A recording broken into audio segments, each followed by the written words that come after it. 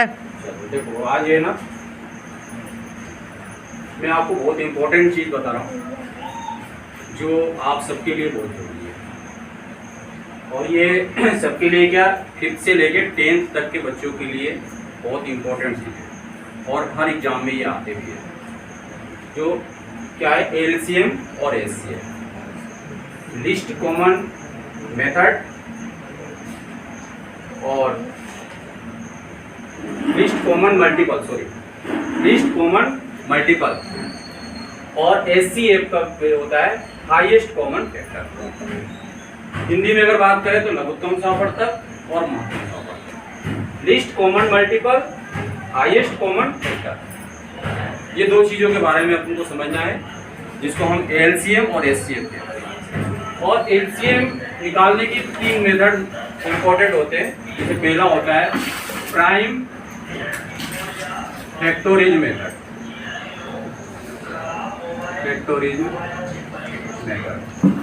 ये 3 मेथड होते हैं। डिवीजन मेथड,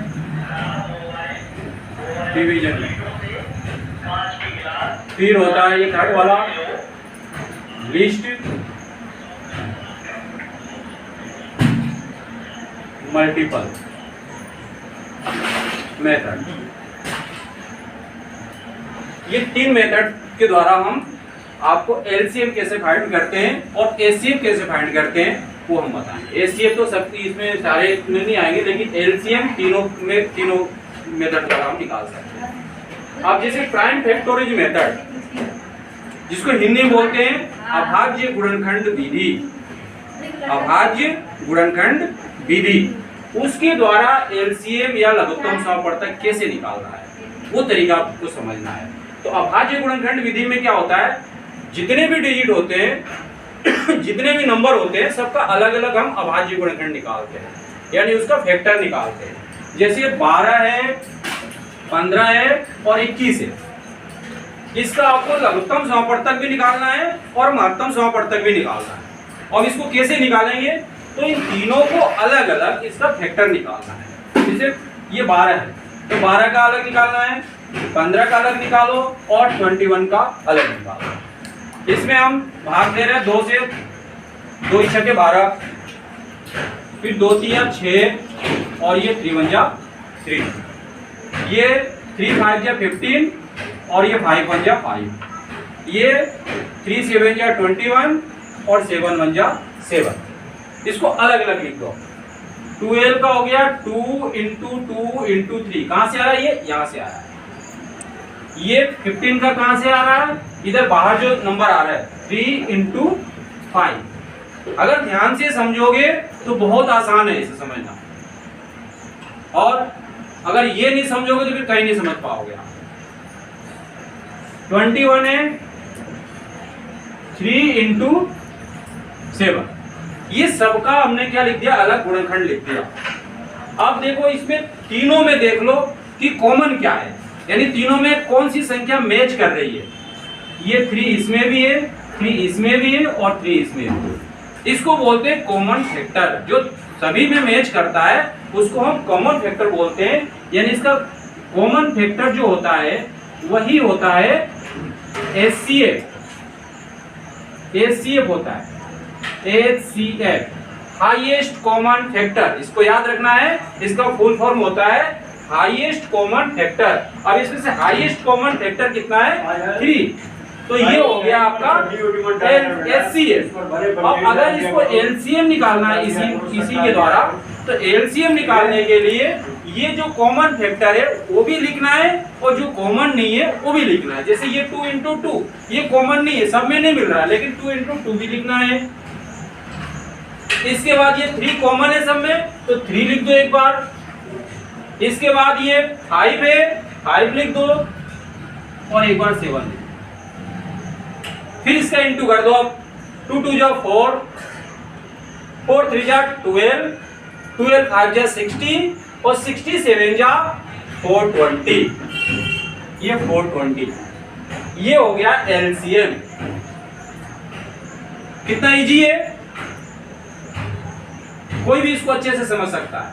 अगर प्राइम फैक्टर मेथड से अगर आपको कभी भी एलसीएम निकालना हो या एचसीएफ निकालना हो तो जितने भी नंबर है सबको अलग अलग उसका फैक्टर निकाल लो और फैक्टर निकालने के बाद जो कॉमन नंबर है वो आपका एचसीएफ हो जाएगा और जो कॉमन और नॉन कॉमन है इंटू कर देंगे तो वो आपका क्या हो जाएगा एलसीएफ हो जाएगा। ओके, ये समझ में आ गया। इसके बाद अब आपको डिवीजन मेथड के बारे में भी थोड़ी जानकारी दे देता हूं मैं। ये डिवीजन मेथड क्या होता है? डिवीजन मेथड में हम अलग अलग डिवाइड करते हैं और अलग अलग डिवाइड करके उसको हम डिवीजन मेथड से वो निकालेंगे, एलसीएम निकालेंगे और एचसीएफ निकालेंगे। जैसे डिवीजन मेथड में अगर मान लो 16 है और 20 है, 16 और 20 है, इसको डिवीजन मेथड से एलसीएम भी निकालना है और एचसीएफ भी निकालना है। इसके लिए आपको इस तरीके से डिवाइड करना पड़ेगा। 2 8 जा 16 और 2 10 जा 20।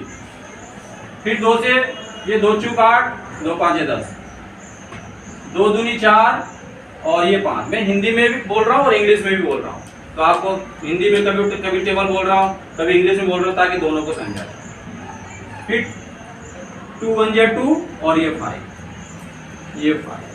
अब इसका बाहर का मल्टीप्लाई कर लो, 2 × 2 × 2 × 2 × 5 कितना हो गया? ये 2 दूनी 4, 4 दूनी 8, 8 दूनी 16 और 16 बचे 80। क्या ये एलसीएम? ये आपका आ गया एलसीएम। कौन से मेथड से?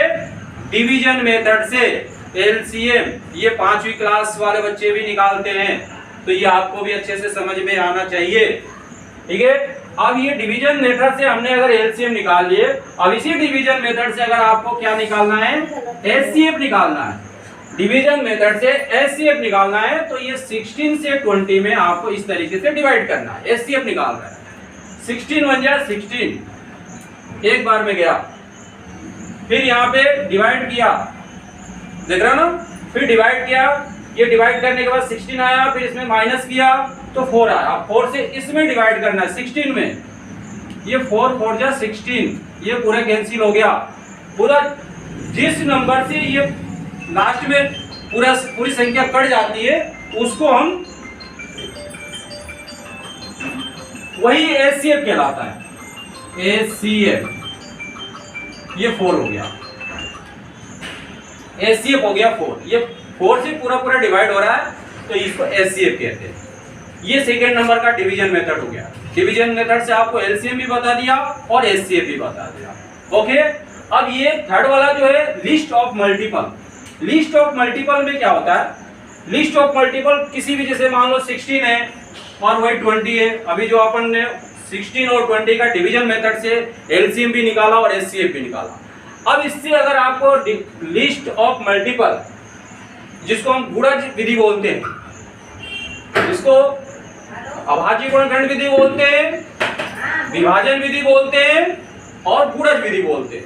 ये 3 विधि है, अभाज्य गुणनखंड विधि, विभाजन विधि और गुणज विधि।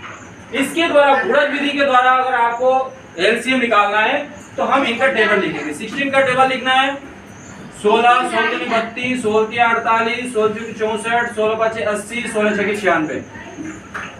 16 का टेबल लिख दिया, और भी हो सकता है, इसकी एंडिंग नहीं होती है। इसी तरीके से 20 का टेबल याद है सबको, 20, 40, 60, 80 एंड 100 इत्यादि इत्यादि आगे बढ़ते जाएगा। अब ये अपन ने दोनों का टेबल लिख दिया, 16 का और 20 का टेबल लिख दिया। अब 16 और 20 का टेबल लिखने के बाद इसमें कॉमन देखो क्या है, दोनों में कॉमन क्या है? 80। तो कॉमन अगर 80 है तो ये आपका एलसीएम भी 80 हो जाएगा। एलसीएम भी 80 हो जाएगा। 16 और 20 का अपन ने उसमें निकाला था डिवीजन मेथड से, उसमें भी 80 आया था, और लिस्ट मल्टीपल मेथड से निकाला, उसमें भी 80 आया। तो दोनों मेथड से 80 आया। सवाल वही है, आंसर वही आएंगे, लेकिन विधि अलग अलग होती है। तो ये एलसीएम और एचसीएफ जो होता है ये आपको अच्छे से याद होना चाहिए, और मैंने कोशिश किया कि आज आपको अच्छी तरह से इसको समझा दूं, और मुझे उम्मीद है कि आपको अच्छे से समझ में भी आ गया होगा। अभी आप इसके बारे में अगर कुछ डाउट होगा तो आप पूछ भी सकते हो थोड़ी देर बाद। और इस तरीके से ये तीन जो विधि है, तीन विधि के द्वारा अपन इसको लघुत्तम समापवर्तक भी सीखे और महत्तम समापवर्तक भी सीखे। तीनों विधि बोर्ड पे दिख रहा है, प्राइम फैक्टोरिज्म, डिवीजन और लिस्ट ऑफ मल्टीपल। हिंदी में एक बार फिर से बोल दें, अभाज्य गुणनखंड विधि, विभाजन विधि और ये गुणज विधि।